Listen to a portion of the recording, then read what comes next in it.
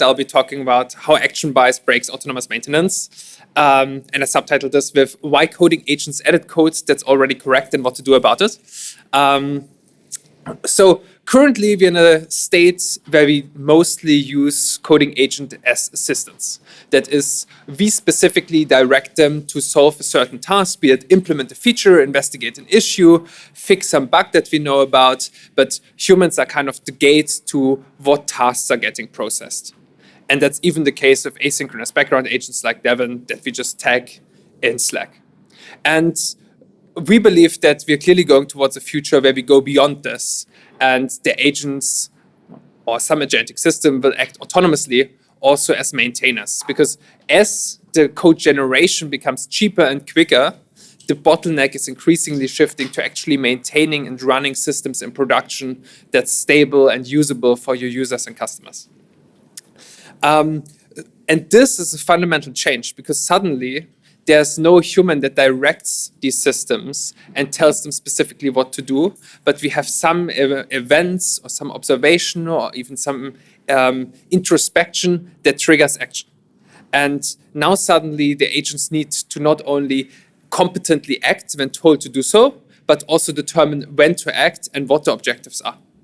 And specifically for software maintenance, a common problem is that we have lots of duplicate or stale issues or feature requests hidden in the form of bugs. And some study now from almost 10 years ago showed that actually 50% of bug reports are duplicates. And this already ignores stale tickets, tickets reported on old releases that at the time of submission are already invalid. So a good engineer that's tasked with maintaining some software will look at these stale old issue reports, bug reports, will realize that they are outdated and will just move on without doing anything. So we asked ourselves, working on software maintenance, autonomous software maintenance, what do code agents do if faced with the same problem? And to address this, we built FixedBench. And the idea here is we take a software engineering bench like FixedBench Verified. And for those who are not familiar, the idea of FixedBench Verified is you mine GitHub issues from real-world repositories that have code changes associated with them that resolve these issues and test suites to test whether the changes were successful. And typically, you just give the issue to the agent and ask it to resolve the issue, and then you test whether it was successful by running the test suite. And now we mix things up slightly, and we apply the changes already, give the fixed code base without any problem, although without the test, to the code agent, and ask it to address or process the ticket. And now, obviously, the agents shouldn't really edit anything. They should maybe add some tests, they should maybe update the documentation, but there should be no substantial changes to the business logic, to the code base itself. And now the question is this the case? And to measure this, we consider two metrics. One is the resolution rate, which is the classical success rate, which in this case, you score 100% if you don't do anything. And the abstention rate, which means how frequently do you edit code that you shouldn't touch. So something that's not documentation, not testing. And perhaps surprisingly, perhaps not surprisingly, depending on who you ask, frontier agents, so frontier models in their corresponding agent harnesses, actually quite bad at this. They edit already correct code in between 35 and 65% of cases, roughly. That means between 1 and 2 out of 3 issues that are stale, you get an undesirable, unnecessary code change.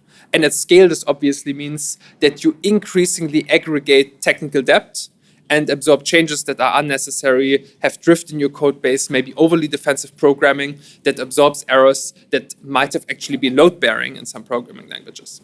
And we call this behavior action bias. So what is the reason for this and how can we address it? Originally, we thought maybe it's a reasoning problem and the agent simply didn't think hard enough about what to do. So we varied the reasoning budget, in this case for GPT 5.4 mini, from low to extra high and expected that there's a notable reduction, or thought there might be a notable reduction in this abstention rate.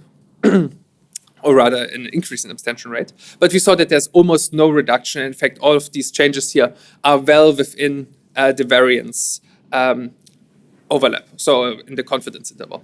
So conclusion is more reasoning doesn't solve this problem. And as a result, we conclude that also better models will not necessarily solve this problem, at least not if we don't change how we train them. So we looked at what makes an agent abstain versus not abstain. And to this end, we analyzed the agentic traces and scored along a range of categories, the interesting ones I show here.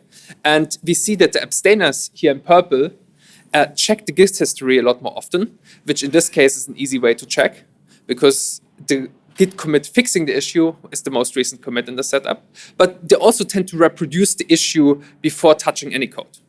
And in contrast, the non-abstainers tend to jump to just editing the code right away without even testing and reproducing the problem.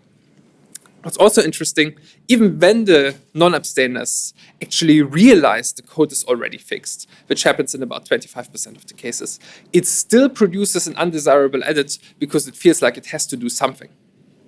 So we thought, okay, let's tell the agents to first reproduce the problem. Maybe this will make it very aware that it is already resolved and stop this behavior. And indeed, we see a massive increase in reproduction rate before making any edits. It almost doubled from 40 to 70%. But the abstention rate didn't move at all.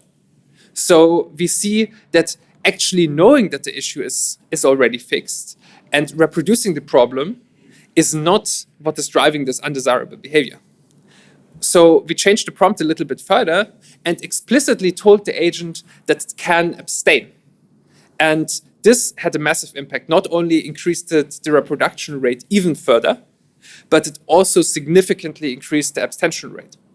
And our interpretation of this result is that it framed inaction as a valid success state, whereas typically this would not be a valid success state.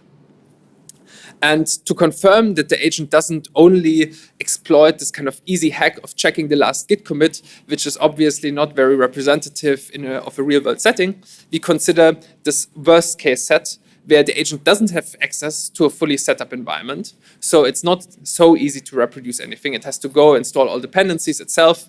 And there's also no Git history at all. So this is really an adversarial state where you cannot traverse the Git history to find any commit that solved the problem.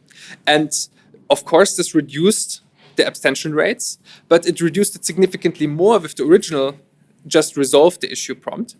And with our new abstain or fixed prompt, we actually had a better success rate in this worst case scenario compared to the standard prompt in the best case scenario. However, there's kind of one small caveat here. Prompting with this prompt kind of trades one failure mode for another. We considered a slightly different setting where we used the weak model to create incorrect fixes to problems and then applied these. So we had the partially fixed state where there is still something left to be done. The test suites associated with the FixedBench instances did not pass. And now we check how frequently does the model make any edits in this setting. And we see that explicitly framing inaction as a success also drops the edit rate significantly here, reducing it by almost 75%. So in a way, with the current LLMs and agents, you have to pick the case that you're optimizing for. And in addition to this, there's not only this edge case, but there's many more edge cases where models implement solutions that are not performant, not secure, not scalable in some form. So we really need to change the underlying agents or the underlying LLMs and not just the prompts. Now I'm speculating a little bit because unfortunately we are not a frontier lab that can just RL large models, and we also don't know what OpenAI and Anthropic are doing. But from my reading of the literature, most RL tasks, or probably almost all RL tasks, actually require some form of action to be considered successfully completed. And inaction as a success state is probably significantly underrepresented. And as a result, LLMs or agents always believe there's something that they can do and they should do if they're given a task. And this is probably what we see here. So what are some takeaways that you should have from this talk? Action bias is not solved by scalar reasoning. We have to either specifically prompt for it or hope that the Frontiers labs will train better models that address this. But it's a framing problem. It's not a capability problem. You have to consider the whole set of possible success states for the task that you're giving to the agent. And you have to make it explicit that all of these different success states are actually desirable, okay, successful outcomes. Otherwise, the model will not pick the appropriate action. And as a third and maybe a little bit more specific takeaway, autonomous maintenance needs dedicated systems that are designed around the specific challenges in the space, and not only coding agents off the shelf that are simply triggered autonomously or triggered based on some events. With this, I hope you took something away, and I'm happy to take questions.